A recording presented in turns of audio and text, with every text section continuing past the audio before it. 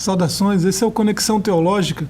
Nós discutimos aqui assuntos do cotidiano, fazendo conexão entre esses assuntos, né, que nós acabamos debatendo aqui, com a teologia, com o que a Bíblia diz sobre esses assuntos. E hoje, eu mais o presbítero Edivaldo, vamos falar um pouco sobre o Dia dos Pais, né, que está chegando aí, e a gente vai discutir a importância da paternidade, o que a Bíblia diz sobre isso, o papel do pai é representado de alguma maneira na Escritura, e como a sociedade hoje tem visto esse papel, e a gente vai discutir essas coisas no programa de hoje. Fique com a gente. O presbítero quer falar sobre a importância da paternidade, sobre esse dia. Falar de paternidade, para mim, abre um grande paradoxo na minha vida, porque a experiência que eu tenho de pai não foi uma experiência boa. E quando a gente fala de paternidade, a gente tem que voltar para a figura do pai terreno para compreender a figura do pai celestial, né? Na Trindade, a gente atribui, né, a Deus, Deus Pai, a Jesus Cristo, Deus Filho, e a pessoa do Espírito Santo, que não tem uma figura materializada para a gente descrever, mas também é tanto Deus como Deus Pai e Deus Filho. Mas se tratando aí dessa data tão especial, né, o Dia dos Pais, e aonde nós já vemos trabalhando aí dentro dos nossos estudos sistemáticos, né, sobre a desconstrução da masculinidade, a gente tem que pensar nessa pessoa, né? O que é o pai? Tanto o pai aqui terreno como o pai celestial. O que essas figuras nos representam? Eu acho que vai ser um debate muito bacana, um assunto muito bom, um papo, uma conexão teológica muito boa nesse sentido, porque há uma desconstrução também da pessoa do pai. Eu tenho aqui um histórico, né, sobre esse dia, né? Esse dia foi comemorado pela primeira vez aí que se tem notícia, né, em 1909, lá nos Estados Unidos. Foi ideia de uma jovem moça, né, que ouviu um sermão no Dia das Mães e se comoveu com aquilo e quis homenagear o pai de alguma maneira. E aí instituiu-se lá, né, no dia 19 de março. E eu andei pesquisando em vários países. Esse dia é comemorado em dias diferentes, em estações diferentes. Mais de 70 países nesse terceiro domingo de junho, né? Em vários países é no dia 19 de março. Eu peguei aqui alguns deles: Portugal, Espanha, Itália, Andorra, né? Alguns países é comemorado em março, por causa, né, de São José, a figura de São José. A Sagrada Família, né? E, assim, no Brasil é comemorado no segundo domingo de agosto. E o primeiro Dia dos Pais no Brasil foi em 16 de agosto, 1953. Foi ideia de um publicitário, né, Silvio Bering, um publicitário da rede de televisão mais vista naquela época, né, e ele, no jornal dessa mesma rede, publicou: amanhã é o dia do papai, né, vai ser comemorado pela primeira vez. Ele fez uma peça publicitária e o comércio, é claro, gostou daquilo.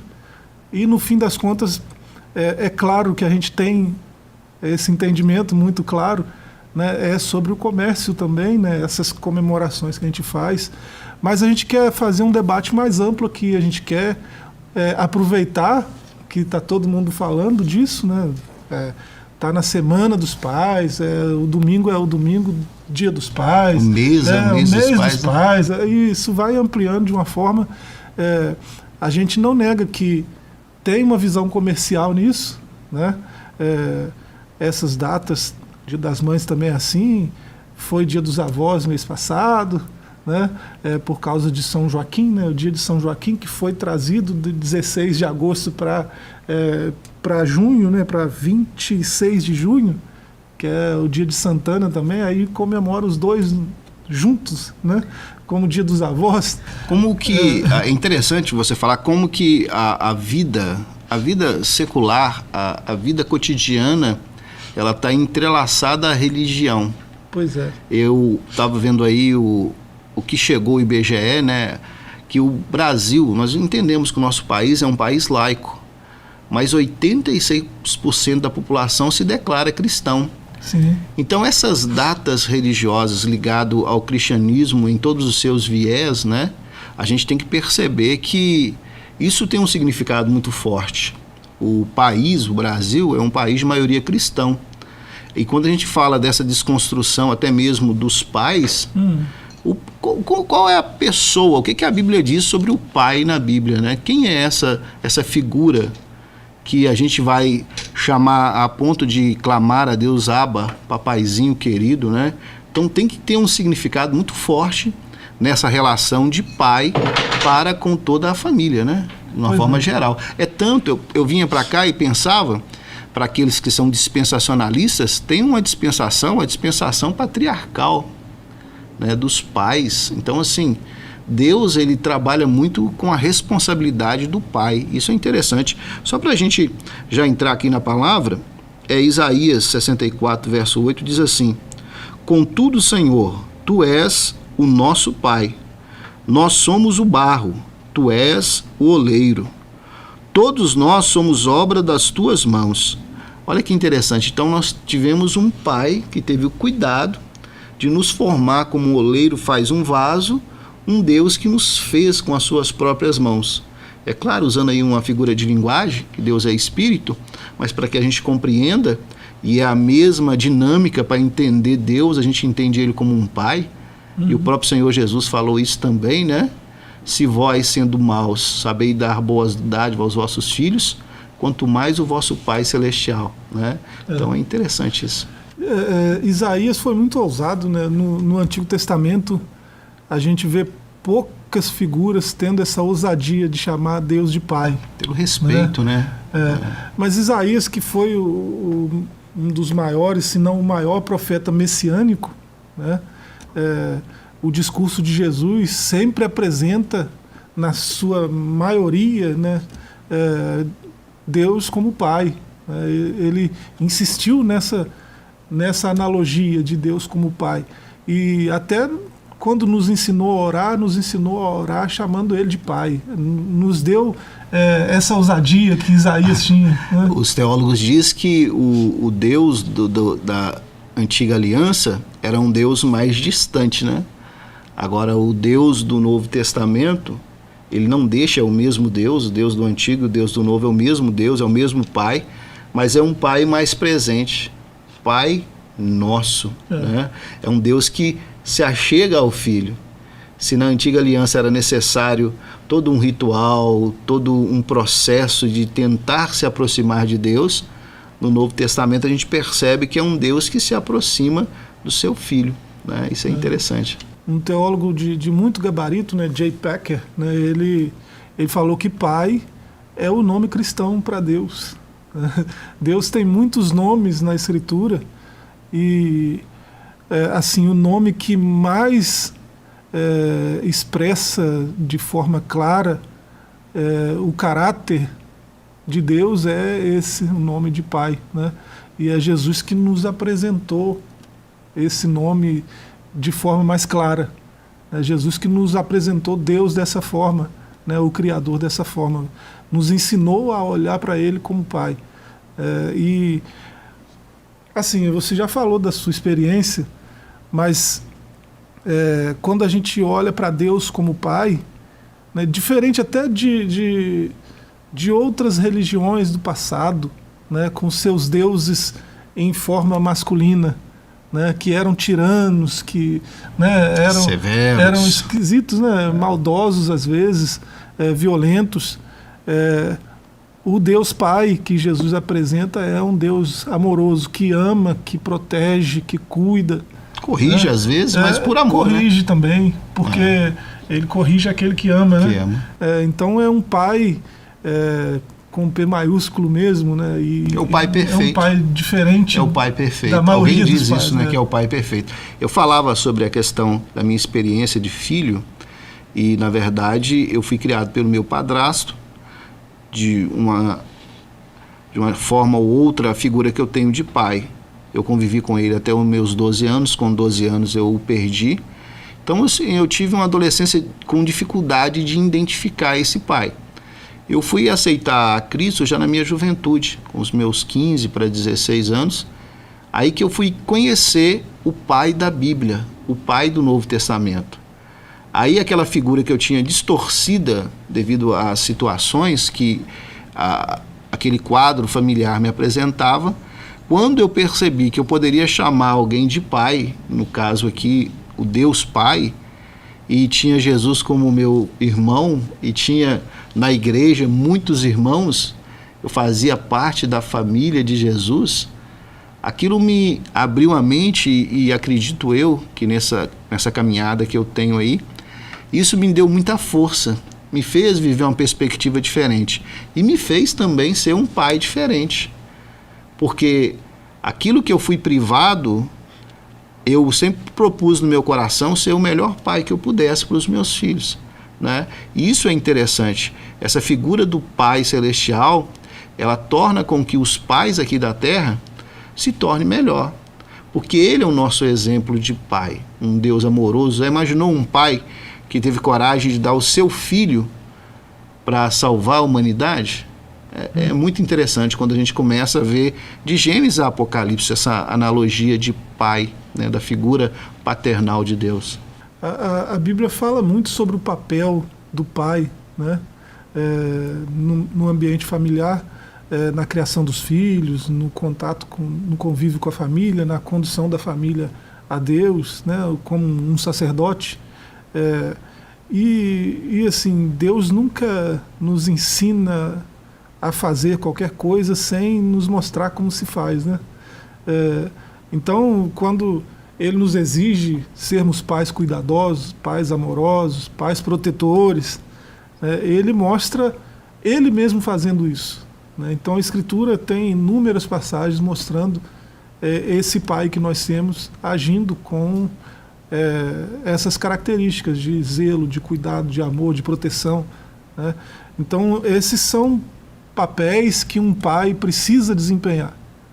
Eu tenho algumas passagens aqui, versículos que mostram esse pai cuidadoso que Deus é, né? 1 Pedro 5,7. Sobre ele lançaremos toda a nossa ansiedade, porque ele tem cuidado de nós. Esse pai é cuidadoso. Ele cuida. Né? Naum 1,7. O Senhor é bom, um refúgio em tempo de angústia. Ele cuida dos que nele confiam. Jeremias 29,11, porque sou eu que conheço os planos que tenho sobre vocês, diz o Senhor.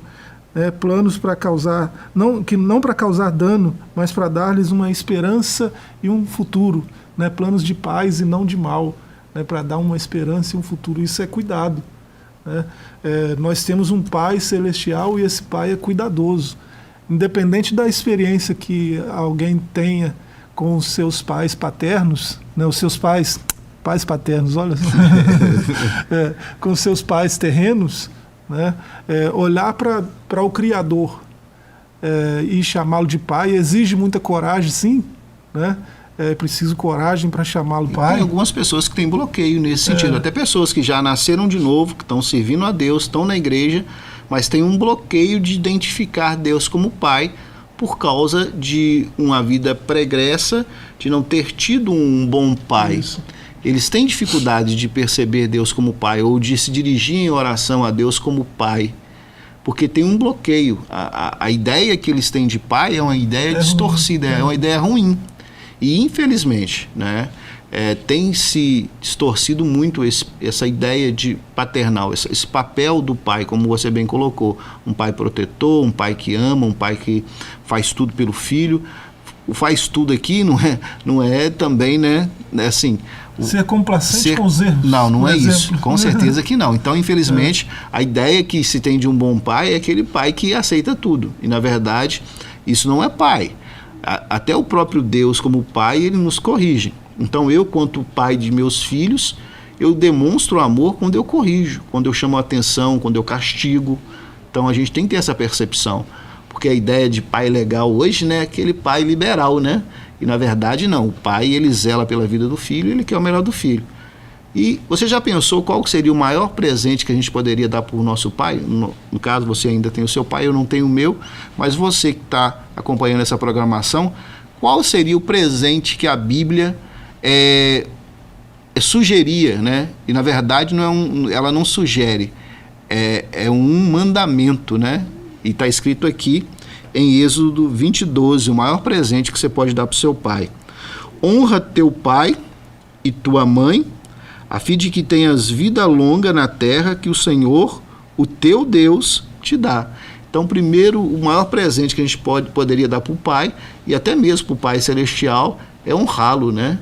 É honra. Eu acho que um pai fica muito feliz quando um filho o honra, né? Quando o filho tem um respeito, admiração, ele tem um apego, né, por esse pai. Eu acho que isso é o maior presente que você pode dar para o seu pai, não só neste domingo, mas durante toda a sua vida.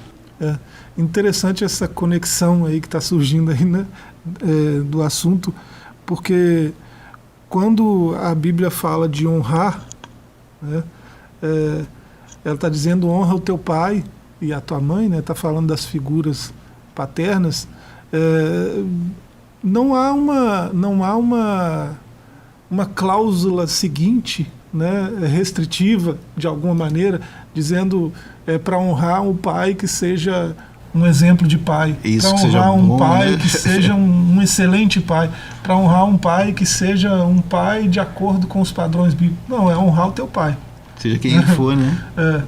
Isso dá a gente uma conexão interessante, porque sempre que a gente vive a vida de acordo com a verdade de Deus, que está clara, expressa de forma muito clara na sua palavra, né, na Bíblia, na revelação maior de Deus, a gente tem uma vida feliz, né, uma vida próspera, uma vida boa, que é o que todo mundo quer, né? E não me parece tão difícil assim honrar o pai, né? Talvez alguém possa apontar para mim e dizer, mas eu sei que você tem um pai excelente, né? E quem está pensando isso está pensando certinho, é isso aí mesmo. Eu tenho um pai, meu pai brincava com a gente de bola de gude, de soltar pipa, e trabalhava, assim, a escala dele não era menos de 12 horas por dia, né? E sempre tinha tempo para a gente. Então, sim, meu pai foi um pai excelente, mas não é por isso que eu estou dizendo isso, né? Eu sei que honrar os pais, porque a Bíblia diz para fazer, né, trará benefícios para mim, né? E honrar implica em atitudes práticas, não tem a ver com sentimento, não tem a ver com sentimentalismo, com emocionalismo. Com amor, né? Eu faço porque eu amo, né? É prático. O amor é prático, né? É tanto que a maioria das Bíblias, né, trazem, quando vai descrever o amor, tá lá caridade, que é o amor em ação. O amor é caridoso, né? Esse caridoso aí não é de filantropia, mas sim de ação. A filantropia em si é uma ação. Então, eu amo porque eu amo. Eu não amo porque eu tenho segundas intenções ou porque merece ou não merece. Então, o amor de um filho para com o pai é um amor de filho mesmo. Eu amo porque ele é meu pai. Uhum. E hoje, essa desconstrução da figura do pai diz assim, pai não é quem gera, pai é quem cria. A gente percebe esse argumento, né, essa ideologia que eles tentam aplicar, desmerecendo, fulano de tal não fez o papel de pai na minha vida, mas eu, quanto filho, faço o papel de filho. Entendeu? Então, assim, há uma desconstrução muito grande da figura do pai, a ponto de chegar a níveis de dizer que uma pessoa do sexo oposto pode fazer o papel de pai. O papel do pai não é só um papel, é uma figura. É uma figura masculina. Porque aqui não pede para honrar só pai, pede para honrar a mãe também. Então a figura patriarcal é muito importante para uma sociedade, para uma estrutura de sociedade.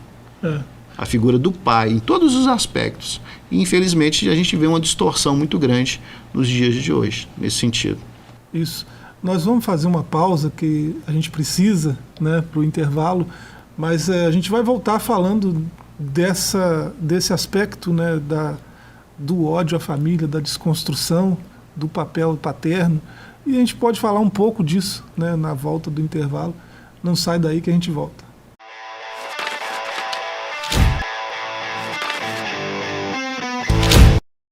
Voltamos com Conexão Teológica. Hoje nós estamos falando sobre a paternidade, né? Estamos aí, semana do Dia dos Pais, e a proposta do nosso programa é sempre fazer uma conexão teológica com o que está acontecendo.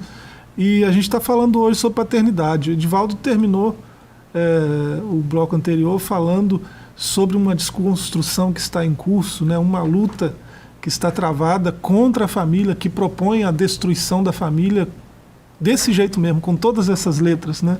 Destruição da família. Esse é o alvo, esse é o projeto, esse é o plano, né? E até que ponto isso afeta a paternidade, né? Qual a importância do papel do pai nessa família que estão tentando destruir, né? E o que esse pai de família tem que fazer nessa batalha para não perder a sua casa, não perder a sua família. Eu falava no bloco anterior que eu perdi meu pai paterno, né? Falando da mesma forma que você falou, né? Pai tem que ser paterno, né? Eu perdi essa figura paterna com 12 anos. Boa ou ruim que ela foi, como eu bem disse, no seu caso você enaltecia, e eu posso, pelo pouco que eu sei do seu pai, eu sei que o seu pai é um bom pai. No meu caso, nem tão bom ele era, mas era o pai que eu tinha e é o pai que eu tenho na minha mente quanto filho aqui na terra. E eu disse que eu conheci o Evangelho na minha juventude, entre 15 e 16 anos, e eu conheci um outro pai, o Pai Celestial, o Pai Eterno. E é interessante que a palavra de Deus diz em Isaías falando novamente, né, o profeta messiânico, em Isaías, ele vai dizer, no capítulo 9, versículo 6, que ele é Pai Eterno e Príncipe da Paz. Então, quando eu vejo essa figura de um Deus que ele nos deu um filho, um menino, né? Um menino se nos deu e um filho, um menino nos nasceu e um filho se nos deu. Então, o Pai Eterno, ele teve a coragem de dar o seu filho para a humanidade. Eu, quanto pai, eu confesso a vocês que eu jamais teria coragem de doar o meu filho para ninguém, para a salvação de ninguém. Isso aí é uma sinceridade do meu coração. Principalmente por uma humanidade decaída. E esta humanidade decaída, ela tenta distorcer a figura do pai. A minha mãe, a partir dos meus 12 anos, ela fez papel de pai e mãe. Eu compreendo uma viúva criando, no meu caso, 5 filhos, e ela abraçou isso e nos criou por um grande período. Eu saí da minha casa, eu tinha 19 anos, então por 7 anos eu fiquei com a minha mãe e ela tendo aquela figura de pai na minha mente. Nesse sentido, agora, as pessoas quererem atribuir a uma mulher que faz o papel de homem, uma figura paterna, isso, a própria psicologia vai mostrar que isso é impossível.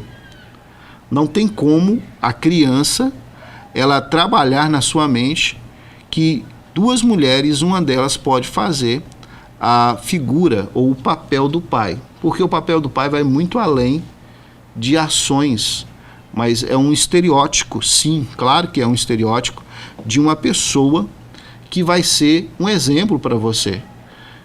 Seja um exemplo bom ou ruim. E a gente precisa compreender isso. E o que eles querem nessa desconstrução é dizer, né, que uma mãe ela pode ser pai. Ou seja, aquela mãe que decidiu, por os meios que hoje a ciência atribui, ser uma mãe que vai fazer o papel de filho, o papel de pai e mãe para aquela criança, para aquele filho. E nesse sentido a gente percebe que não é saudável, né? E o que a gente tem percebido aí é que isso não tem funcionado, tem causado grandes transtornos psicológicos na vida de muitas crianças, principalmente nesse período aí dessa geração fluida, dessa ideia que as coisas são relativas e trazido muito prejuízo nesse sentido. Tem uma matéria que eu li recentemente, né? E eu lembrei dela, estava procurando aqui, umas situações que ocorreram recentemente aí no cenário político nosso, e uma procuradora geral uma procuradora da República, né? Ela foi, eu não vou falar o nome aqui porque questão de ética, mas né? É uma procuradora.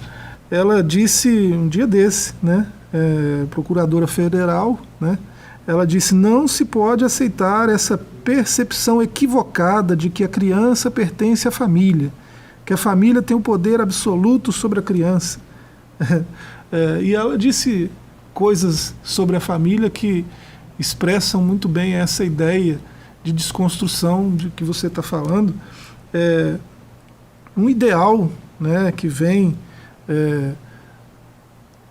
de um neomarxismo, né? Marx era bem avesso à família, mas os seus sucessores eram mais ferrenhos ainda na sua luta contra a família, e chegaram a dizer que a família é uma estrutura social opressora na qual o homem representa o papel de propriedade, quer da sua mulher, quer da sua prole, né?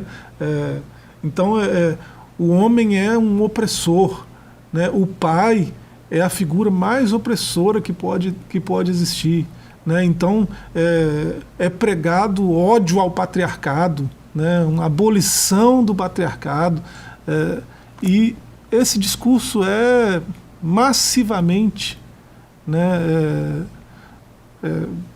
proclamado a todos os cantos, e você praticamente não consegue mais assistir noticiário nenhum, assistir aula nenhuma na faculdade, seja lá onde for, sem ser bombardeado por esses ideais que pregam essa destruição do patriarcado, da família, porque esse é um sistema opressor que, segundo Marilene Chaui, né, essa é uma filósofa brasileira. Essa é o Nietzsche, né, do feminismo, né?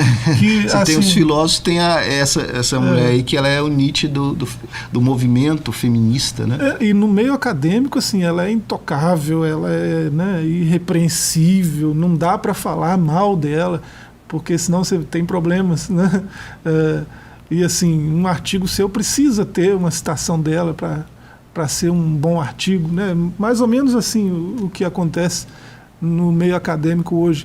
Ela disse numa palestra um dia desse, né, que essa família que a gente conhece hoje, esse sistema familiar, não tem nem 100 anos. Isso é coisa da burguesia que foi inventada um dia desse. Né? Ela não conheceu o judaísmo, e né? aí, assim, né? Ela não conhece a história do judaísmo. Eles têm essa coisa de jogar informações sem nenhuma base, sem nenhum fundamento, sem nenhum conhecimento histórico. E assim, por causa do status que tem, né, por causa de uma intelectualidade, né, que é proclamada aí também aos quatro ventos, acabam dizendo bobagens desse tipo e, assim, não são contestados, né? Essa gente não é contestada, não pode, né? Porque quem é louco de contestar Marilene Chaui, né? Então, esse é o discurso, né? O patriarcado é opressor, é mau, né? A gente precisa abolir, a gente precisa destruir. E os meios para isso, a gente não tem obrigação, isso está no Manifesto Comunista, a gente não tem obrigação de explicar nossos métodos, né? A gente usa os meios que forem necessários para abolir, né, esses opressores. Então, a pregação é um uso de violência até, né? E assim, a gente não pode, como pais que somos, ficar calados, né? A gente precisa ter cuidado. Nós estamos falando aí do meio educacional. Há muito tempo já se mudou. Hoje não é reunião ou encontro de pais, mas é reunião de responsáveis. Já tirando essa figura paterna, seja da mãe ou do pai, propriamente dito, já é reunião de responsáveis. Por quê? Porque existem outros níveis, outros tipos de família que não podem se sentir, né, constrangidas em relação à grande maioria. Porque eu vou repetir, eu entendo que o Estado é laico, mas se a grande maioria desse Estado, 86%, é cristão, qual a figura que vai sobressair? E está alguém aqui que realmente sempre foi a favor de defender as minorias. Eu sempre apregoei o respeito, mas agora querer implantar e desconstruir o que a maioria acredita, isso eu estou falando a nível de sociedade, eu não estou falando a nível de religião ou a nível de Bíblia, não. Estou falando a nível de sociedade. O que a sociedade entende por família é um pai, uma mãe e filhos, né? Então, assim, aí a partir do momento que uma minoria quer legitimar e subtrair esse direito que a grande maioria tem, é que aí que entra o grande problema, e é o que você falou. A comuna comunista, ela traz essas ideias, a ponto, isso eu falo aqui a nível da cidade de Caratinga, de mães receberem, quando vão fazer a matrícula da criança, isso eu falo de criança do ensino fundamental, perguntando se a criança se identifica como... Perguntaram para uma mãe de uma menina de 11 anos, menina de 11 anos, se a filha dela identificava como homem ou se identificava como mulher. O que a filha dela se identificava? Peraí, quem identifica não é mais a biologia ou o próprio pai e a mãe, que nasceu menina e para o pai é menino e para a mãe é menina? Aí entra essa questão de ideologia de gênero, entra essa questão hoje da paternidade é única. Por exemplo, você vê lá, aí está só o nome da mãe, porque a mãe quis assim, ou está só o nome do pai, porque ele adotou e ele é meu filho. Então, assim, retira toda coisas milenares que é a questão patriarcal e eles querem desfazer aí sim. E essa ideia, esse trabalho vem de 100 anos. A desconstrução patriarcal, ela vem aí muito recente, com muita força, mas ela é recente. A gente já citou algumas passagens bíblicas aqui, mas assim, essa questão que foi levantada é muito atual e muito preocupante, né? Porque você pensa, Caratinga é uma cidade majoritariamente cristã, né? Assim, a grande maioria dos caratinguenses ou se declara espírita, ou se declara católico, ou se declara evangélico. Então, a maioria esmagadora cristã, né? E assim, a desculpa que essa gente que é minoria, assim, que está tentando impor suas ideias à grande maioria, a desculpa que eles usam é que, porque alguns países já aconteceu, já está acontecendo. Vamos abolir Dia das Mães, Dia dos Pais, isso é coisa só do comércio, coisa que a gente iniciou dizendo aqui. A gente sabe disso, né? Mas aí eles vão além e vão dizer, não, por que tem que abolir? Além de ser só comercial, tem origem religiosa. O Estado, sendo laico, não pode aceitar esse tipo de coisa, né? Porque na maioria dos países onde se comemora Dia dos Pais, né, ou é uma homenagem a São José ou é uma homenagem a São Joaquim, não é? Ou é o pai ou é o avô de Jesus na tradição, né? Então é um evento religioso. Comemorar a paternidade é coisa de religioso, então a gente tem que abolir, a gente não precisa aceitar, não deve aceitar. E esse discurso tem colado em alguns lugares tradicionalmente cristãos, em alguns países majoritariamente cristãos, né? A democracia não é o governo da maioria, né? Como é que essa pequena parcela de pessoas querem impor essas ideias à grande maioria e às vezes isso está colando? É porque a maioria tem se calado ou tem se confundido no discurso, não tem conhecido o Deus que diz que segue. Politicamente falando, o brasileiro ele não vota por ideologia, ele vota por pessoa. Se tem na tradição política brasileira que vai aparecer o salvador da pátria, e às vezes por alguém ser carismático ou até mesmo idolatrado, aí a pessoa vota em determinada pessoa, mas não vê o que está por trás daquela pessoa, qual a ideologia daquele partido, qual a ideologia daquela pessoa, o que aquela pessoa prega, o que aquela pessoa defende, quem são as pessoas que irão acompanhar o seu governo, qual a ideia que esse governo tem. Então eles não pensam assim, eles pensam, não, apareceu o salvador da pátria, fulano de tal, e infelizmente cai nesse laço aí.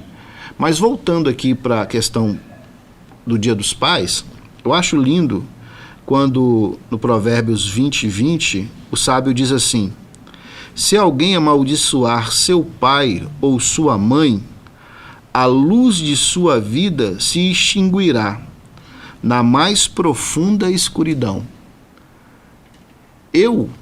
Meu pai, ele morreu com 50 anos, eu tinha 12, e por graça e misericórdia de Deus, ele encontrou Jesus num leito de hospital. Ele ficou internado por quase 3 meses com cirrose, devido a uma vida pregressa dos 9 até os 49 anos aí, de bebida, de uma vida voltada à boemia. Mas ele teve uma conversão no hospital e me chamou, não só eu, mas como meus irmãos, para pedir perdão. E imagina se eu amaldiçoasse o meu pai, falando, não vou te perdoar. Mas eu ainda, com a mentalidade de criança, mas alguém que entendia isso. E eu perdoei meu pai. A questão de honrar, né? Honrar o pai, independente de que tipo de pai seja, é disso que a gente está falando, né? A figura paterna é alguém investido de uma autoridade, né? Uma autoridade para quê? Ele precisa dessa autoridade que Deus deu para ele para guiar os filhos, para ensinar os filhos, né? Para levar os filhos para outros patamares na vida, né? E assim, independente de como esse pai fez isso, né? O filho que honra essa figura de autoridade, né? Isso vale para as outras autoridades também, mas com relação ao pai há uma promessa, né? Aquele que honra o pai, ele tem a vida prolongada, né? Independente de como esse pai seja, né? Qual seja o seu caráter, a sua conduta moral. Então isso é muito inspirador, né? A verdade da Escritura é observável, né? Você pode ver como é a vida de pessoas que honram seus pais e pode ver como é o oposto. O grande problema hoje dessa geração, porque está acontecendo o inverso. O ciclo normal da vida seria o quê? Os filhos sepultarem os seus pais. Mas o que a gente tem acompanhado de pais tendo que sepultar os filhos é uma coisa que foge à regra, principalmente no nosso país. É muitos jovens que têm perdido a vida muito breve, muito cedo. Por quê? A gente vai fazer uma análise, a gente vai ver que é um dos mais violentos do mundo. Não honraram pai e mãe, não aceitaram os conselhos dos pais. Né? A raiz do problema. A raiz do problema está isso, porque se um filho não consegue honrar pai e mãe, ele não respeita ninguém, ele não honra ninguém. Nenhuma. A maior autoridade que um filho tem é o pai e a mãe. Se ele não consegue ver isso num pai e numa mãe, muito menos numa autoridade policial, numa autoridade jurídica, numa autoridade delegada ou dada para alguém, ele não vai conseguir perceber isso. E é isso que nós vemos. Eu vi uma cena tão assustadora, um adolescente falando, isso viralizou, né? E de repente ele vira, dá um soco na cara do policial, algemado. Completando agora, né? A Lei Maria da Penha, a Lei Maria da Penha está completando 17 anos, né? É uma lei que surgiu, por quê? Por causa desta questão, dessa violência, né? E a gente não está aqui para dizer que todo pai é bom, mas não está aqui também para dizer que a grande maioria dos pais são bons e que, independente do pai que você tem, a Bíblia ordena você honrá-lo. Então nós devemos honrar. Isso é um princípio bíblico. Porém, quando a gente vê Jesus falando do Pai Celestial, Lucas 11, capítulo 11 ao 13, ele diz assim, ó, qual pai do meio de vocês, se o filho pedir um peixe, em lugar disso lhe dará uma cobra? Ou se pedir um ovo, lhe dará um escorpião? Se vocês, apesar de serem maus, sabem dar boas coisas aos seus filhos, quanto mais o Pai que está nos céus dará o Espírito Santo a quem o pedir. Olha que coisa maravilhosa. Deus dando a sua essência para o ser humano, o Pai dando a sua essência para o ser humano, que é o Espírito Santo. O Espírito Santo é Deus. E nós temos o Espírito Santo. o Pai nos deu o Espírito Santo. Ele deu a sua essência para estar em nós. Então, quando nós conhecemos a verdade e somos transformados pelo poder do Evangelho, nós temos a essência do Pai, né? Nós somos parecidos com o Pai. Ou, se você realmente tem o Espírito Santo, você deveria ser parecido com o Pai. Isso é maravilhoso, né? Isso. Nós precisamos terminar, mas eu gostaria de falar aos pais que nos ouvem, quem sabe você nem assimilou muita coisa do que a gente está falando aqui por causa do terror que esse nome causa, né? Quando alguém fala pai, você já sente medo, terror. Há pessoas assim. Para você, eu quero dizer que o Salmo 127 é uma passagem que diz isso: os filhos são herança do Senhor. Né? Você foi um presente para o seu pai. Se seu pai não soube lidar com esse presente, não é culpa sua. Né? Libere o perdão, né? E honre o seu pai se você ainda o tem. Agora, se você é um pai que está nos ouvindo, quem sabe você não está curtindo a paternidade como deveria. Né? Os filhos são herança do Senhor. Tradições católicas, algumas bíblias, isso vai estar lá no Salmo 128. Né? Aí para você eu digo a mesma passagem, o mesmo versículo. Né? Herança é um presente que Deus te deu. Né? Usufrua com sabedoria desse presente. E eu vou terminar não lendo a escritura, como a gente sempre faz, porque eu já citei, mas lendo um poema de Mário Quintana. O tempo. A vida é o dever que nós trouxemos para fazer em casa. Quando se vê, já são 6 horas. Quando se vê, já é sexta-feira. Quando se vê, já é Natal. Quando se vê, já terminou o ano. Quando se vê, perdemos o amor da nossa vida. Quando se vê, passaram 50 anos. Agora é tarde demais para ser reprovado. Se me fosse dado um dia outra oportunidade, eu nem olhava o relógio. Seguiria sempre em frente e iria jogando pelo caminho a casca dourada e inútil das horas. Seguraria o amor que está à minha frente e diria que eu o amo. Isso pode ser o seu filho. Né? E tem mais. Não deixe de fazer algo de que gosta devido à falta de tempo. Não deixe de ter pessoas ao seu lado por puro medo de ser feliz. A única falta que terá será desse tempo que, infelizmente, nunca mais voltará. Né? O tempo é outro presente precioso de Deus. É preciso desfrutá-lo com sabedoria. Né? Você tem pessoas que são presentes de Deus aí do seu lado e você tem oportunidades diárias de viver, né, o melhor de Deus ao lado dessas pessoas, amando, cuidando, protegendo, fazendo o seu papel. Né? Que você tenha um excelente Dia dos Pais, né? E que o Pai Celestial te cubra cada vez mais com a sua graça, né? E com a sua paz, a sua alegria. Até um próximo encontro.